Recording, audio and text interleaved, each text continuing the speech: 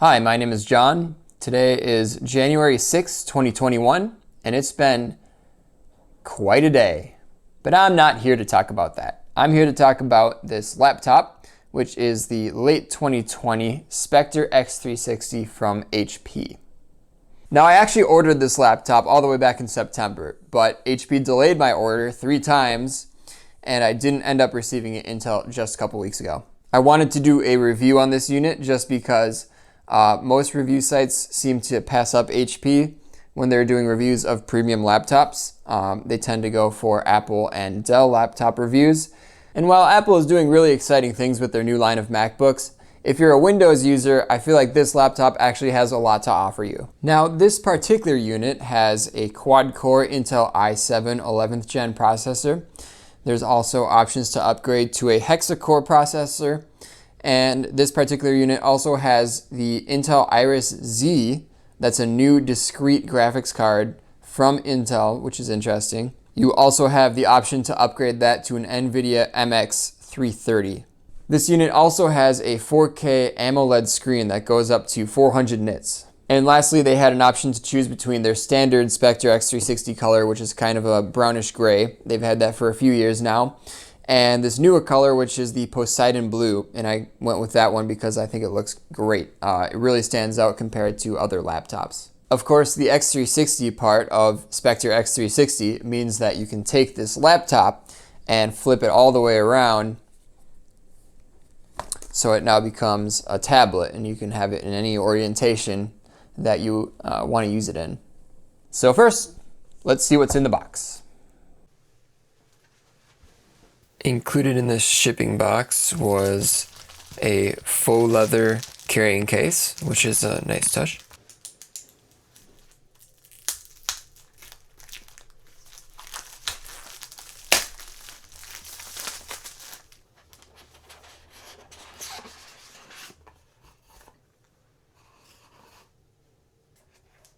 Inside the box, we have the laptop.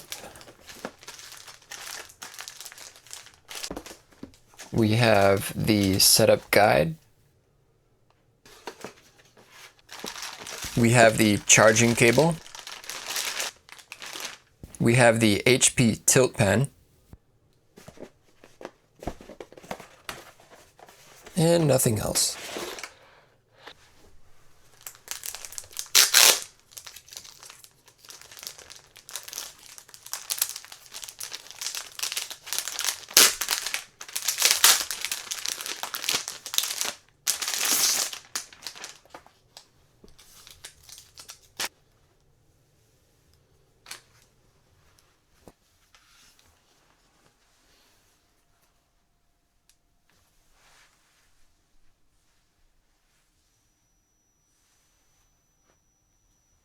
You can use Cortana voice recognition to get through the initial setup, but in practice, it didn't always work perfectly. Your region is set to the United States. Is that right? Yes.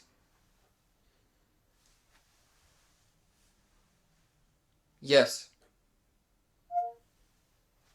Otherwise, the rest of the setup is pretty painless and involves connecting your Microsoft account and setting up your Face ID.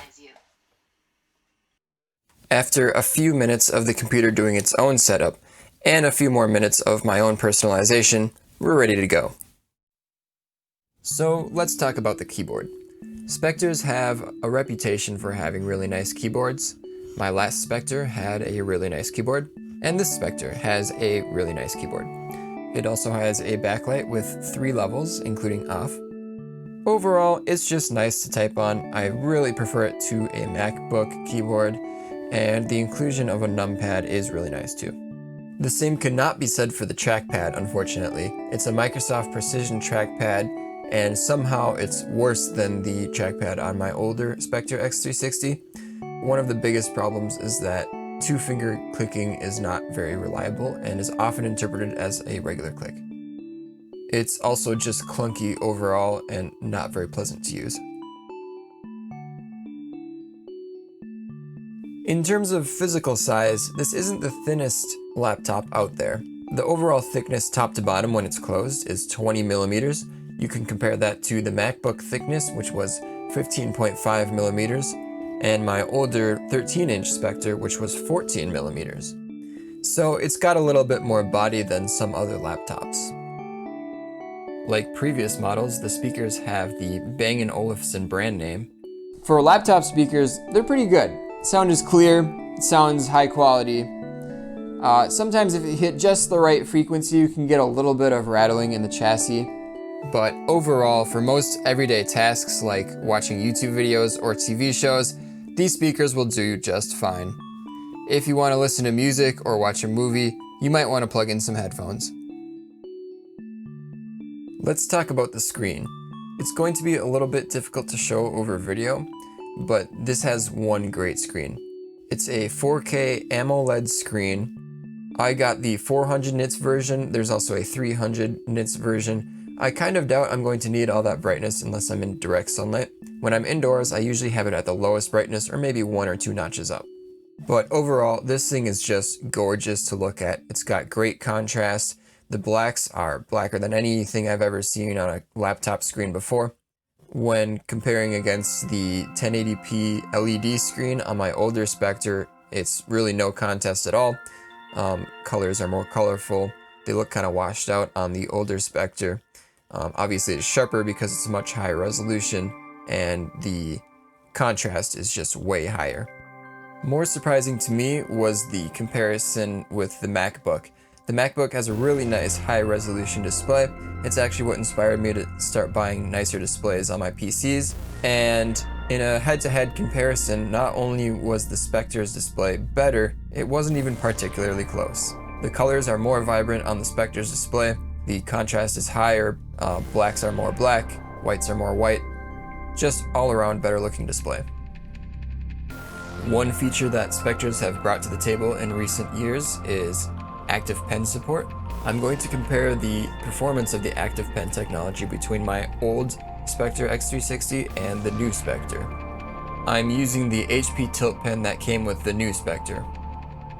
When I bought the 13-inch Spectre in 2017, I was initially pretty impressed with the active pen, even though at the time I had to buy the pen separately.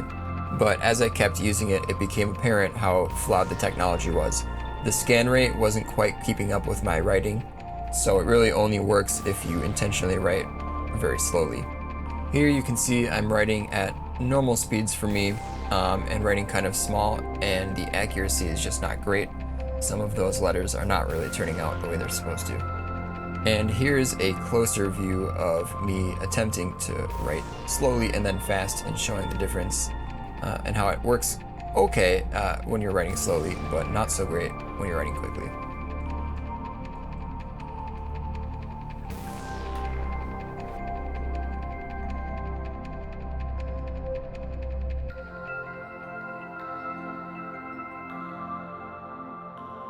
Now I'm going to check it out on the new Spectre, and right off the bat, kind of as an aside, check out the difference in black levels between the new Spectre and the old Spectre at this viewing angle. Very nice.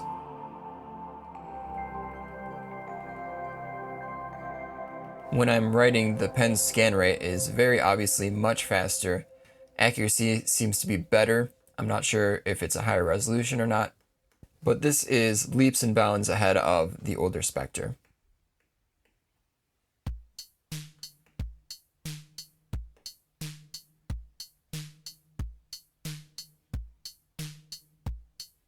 It does seem like maybe I'm getting a little bit of jitter when I'm drawing diagonal lines, which is a common issue with these types of pen digitizers, but some of that could also just be the shakiness of my hand.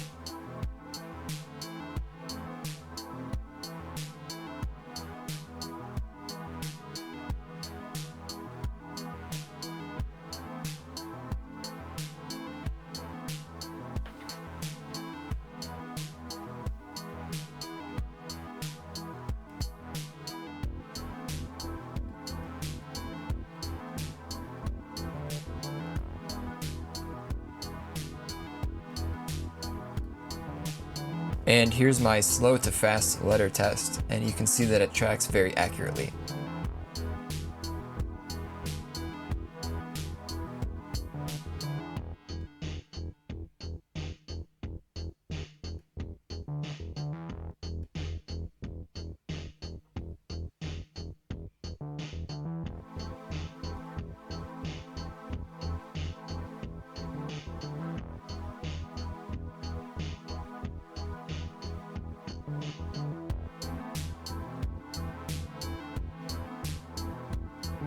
I was not expecting much out of the graphics card on this laptop, but just out of curiosity, I decided to install BioShock Infinite and see how it ran, and it runs. This footage right here was captured at 30 FPS on high settings, 1080p, so you can definitely play through BioShock Infinite, and it looks gorgeous.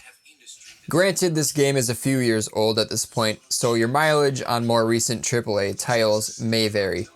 I was just impressed that it could run this game. The fans aren't super loud. With the sound coming through the speakers, I couldn't even tell if the fans were on or not. And the laptop didn't get that hot to the touch even after playing for 15 minutes.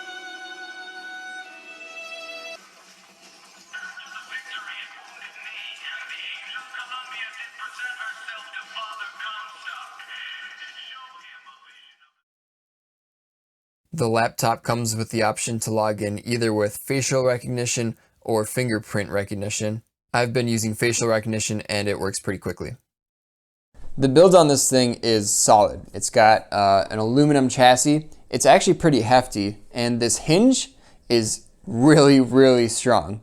I believe they made the hinge so stiff so that when you're drawing, it's not wiggling too much. It doesn't bother me at all. It actually makes it feel like more of a solid quality product. But it does mean that you're not going to be able to open it with just one hand like you might with a MacBook. You do have to use one hand to hold the bottom of the laptop down while you open it. Not a big deal. Most laptops work that way. Now this laptop is basically silent in operation. If you're just doing YouTube or word processing, browsing the internet, you're not going to hear the fans come on at all. If you start doing heavier workloads, then you might start to hear them kick in, but they're very quiet. And if you have any sounds coming out of your speakers, you're probably not even going to notice that the fans are on. Unfortunately, one thing I did have very serious issues with at first was being able to use USB-midi devices with this laptop. For some reason, they just weren't recognized by DAWs or other music software, even though they showed up in the device manager. I spent a lot of time on the phone with an HP tech support guy. He did his best to help, but unfortunately, he didn't really know how to solve the issue. So I was on the verge of sending this thing back, and I actually just found the solution messing around myself. If anybody is interested in hearing about that, I can make another video about that. Long story short, I got the MIDI working, and I don't have to send the laptop back. Overall, I really like this computer. The screen, amazing. The battery life, great. The laptop itself looks great. The keyboard is great to use. I mean, it's just a joy to use. The only real sticking point for me is the trackpad, particularly two-finger clicks only being recognized half the time. Hopefully that could be fixed with an update. Overall, I'm really happy with this purchase. I think it's a great deal. You're getting a lot for the price compared to what you can expect from a Dell XPS or a MacBook. If you have any questions or you want me to elaborate on something, let me know. I'll either answer you in the comments, or if it's justified, I'll make another video. Thanks for watching. Goodbye.